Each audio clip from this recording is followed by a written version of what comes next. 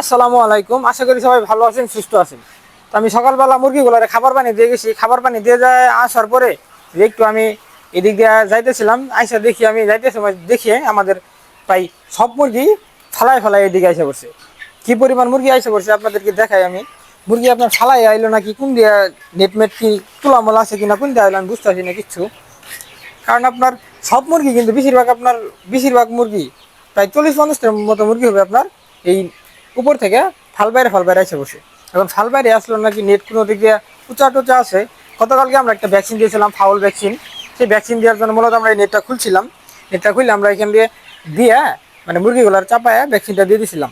তারপরে আবার এই নেটগুলো আমরা সুন্দর করে লাগাই দিছি। এখন আবার দেখতেছি নেট লাগাই দেওয়ার পরে আজকে সব মুরগি আপনার কেমনে যে বাড়াই করতেছে বুঝলাম না। এই যে কাহিনীটা বেজে গেছে। এই যে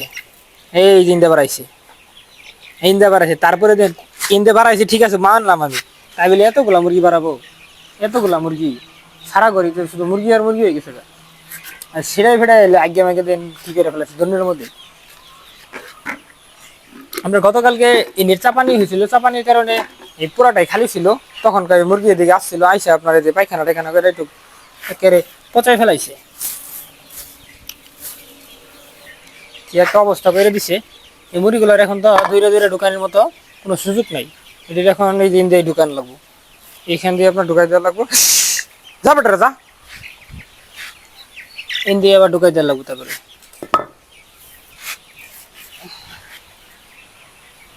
এন দিয়ে এই যে এখান থেকে লাগাই দিলাম। এখন ওই দিক দিয়ে চাপাই চাপাই নিয়ে দেখেন ঢুকা শক্তি করা ধরে ওইখান দিয়ে এখন ব্যক্তিরে ঢুকাই দিই। সব মুরগি বাড়াই বসে। একটা বাচ্চা মনে করেন বাহি নাই। আমাদের কিন্তু মেলা দিন ধরে কিন্তু এরকম ডিস্টার্ব হইতেছে না, বা আমাদের মুরগিগুলা বাড়াইতেছেন। আবার ওইগুলা বাড়াই পড়া ধরে যা বেটা যা।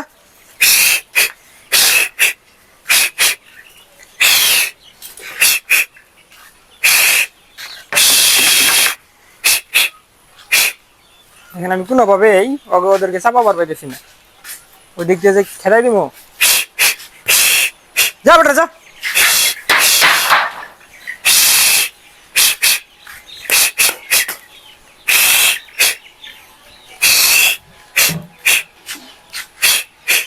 যা যা। মুরগি এমন বেয়াদব পেলে বাচ্চা, আপনার বয়স হয়ে গেল আজকে প্রায় 36 দিন, কিন্তু মুরগি আপনার বুদ্ধি শুদ্ধি কিচ্ছু হইলো না। বাইরে কি লাভ? এই বাইরে আবার কোনো লাভ আছে? খাবার পানি পাবো বাইরে? খাবার পানি তো ভিতরে, তাহলে বাইরে কিনে গায়স এলানি ফাঁক পাইছিস থেকে বাইরে আয় পড়বি। মুরগিগুলো সব শয়তান মুরগি, শয়তান বাচ্চা। যা যা যা, দিব এক বাড়ি দিরা। যা যা যা যাবো।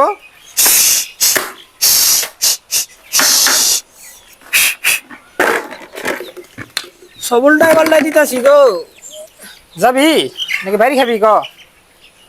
যা। মোটামুটি সবগুলোরে আমি ঢুকাই দিছি। আপনারা দেখুন এখন ঢুকাই দিছি, একেবারে ওইদিকে চাপ দিছে।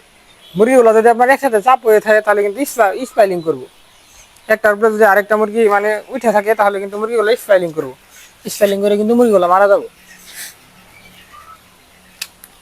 আমি এটার আগে ভালোভাবে ডাইকে দিই, যাতে পরবর্তী যাতে আর না আসতে পারে। মুরগির বাচ্চা যদি বাহিরে এসে পড়ে তাহলে তো আপনার মুরগিগুলো খাবার পাইলো না, খাবার পানি ঠিক মতন খাইতে পারলো না। ওই মুরগিগুলো আপনার কেস হয়ে যাবো গা। সব মুরগিগুলোর সাথে ওই মুরগিগুলোর সাইজ মিলবো না। এইখান দিয়ে মূলত আসছিল, এখান দিয়ে একটু ফাঁক পাইছে, একটু কিন্তু মানে জোড়া দিয়ে দিছি আমি, সুন্দর করে বাঁধিয়ে দিছি। তারপরে আপনার এই দিক দিয়ে আসছে। এনে মূলত 2 ডেট দিতে লাগবো। 2 ডেট না দিলে কাম হবো না। এখানে আমি 2টা ইট দিয়ে দেবো, আরেকটা ইট নিয়ে আই। ইটও নাই কে? এই যে এখান থেকে এইখানের ইটটা একটা টান দিন। এইখানে 2টা ইট দিয়ে দিলাম। এই এখন দেখি হালারা কি বায়স। এখন দেখি সালার বেটারা কি বায়স। ওই যে আরেকটা লক্ষ্মী আরেকটা আছেই। লক্ষ্মী আরেকটা আছেই। বাইরে বাইরে কি করো? তুমি বাইরে তুমি কি করো? বাইরে তোমরা কি পাইছো? অনেকদিন পরে আপনার মুরগিগুলো আবার বাহিরে গেছিল গা। প্রায় কিন্তু 15-16 দিন ধরে আমাদের এই এই সমস্যাটা আর হয় না, কারণ যেহেতু আমরা জায়গা প্রায় ঘরের মানে 4 ভাগের মধ্যে 3 ভাগ জায়গা কিন্তু আমরা মুরগিগুলো দিয়ে দিছি। আমাদের কিন্তু আর অল্প কিছু জায়গা বাকি আছে, আর পুরোটা জায়গা কিন্তু আমরা এই বাচ্চা মুরগিগুলো দিয়ে দিছি। কারণ আমাদের মুরগির বয়স হয়ে গেছে আজকে 70 দিন। মুরগির বাচ্চা যত বড় হবো তত আপনার জায়গা লাগবে বেশি। তো আমরা আস্তে আস্তে জায়গা আমাদের পুরো ঘরই হয়ে গেছে, আর অল্প কিছু হানি আছে, ওইটুকু সপ্তাহখানিক করে আমাদের দিয়ে দেওয়া লাগবো। আমাদের মুরগি তো আপনার কম না, 1200 মুরগি। আপনার জায়গা যদি পাতলা না হয় তাহলে কিন্তু মুরগিগুলা বাড়বো না, বড় হবো না। এই যে দেখেন মুরগিগুলা কিন্তু এখন মাশাআল্লাহ অনেক সুন্দর লাগতেছে, যে এখন কত সুন্দর লাগতেছে। আর যখন মুরগির বাচ্চাগুলো বাহিরে থাকে তখন কি সুন্দর লাগে, তখন কারো মানে খারাপ লাগে না। আইসা হেরে আপনার মুরগির বাচ্চাগুলো ঢুকাই দিলাম। প্রথম প্রথম তো আপনার দেখছিনি কি পরিমাণ আমাদেরকে জ্বালাইছে, মুরগির বাচ্চা ধুমায় লাফাইছে, লাফাই খালি এই দিয়ে দিছি, ওই যে ঘির দিয়ে দিছি, নেটের ঘির আপনার থাল বাইরে খালি গেতো গা, ওই পাশে যাইতো গা। ওই পাশে কি মধু রেখে দিছি যে খাও ওই পাশে যায়। এখন কিন্তু মুরগিগুলা কিন্তু মাশাআল্লাহ সুন্দর দেখা যাইতেছে। তো আমাদের আপনাদের দোয়া আর আল্লাহর রহমতে আমাদের বাচ্চা মুরগিগুলো কিন্তু সুস্থ আছে, কোনো অসুবিধা হয় নাই। আমাদের 1200 মুরগির মধ্যে এবার তাও অনেকগুলো মুরগি মারা গেছে, প্রায় 8-10টার মতো আমাদের বাচ্চাগুলো কিন্তু মারা গেছে। তো সেই 8-10টা বাচ্চা মারা গেছে, সেগুলো কিছু বি গ্রেডের বাচ্চা ছিল এবং আপনার দুর্বল বাচ্চা ছিল, সেই কারণে বাচ্চাগুলো মারা গেছে। আর আলহামদুলিল্লাহ সব বাচ্চাগুলো কিন্তু সুস্থ আছে।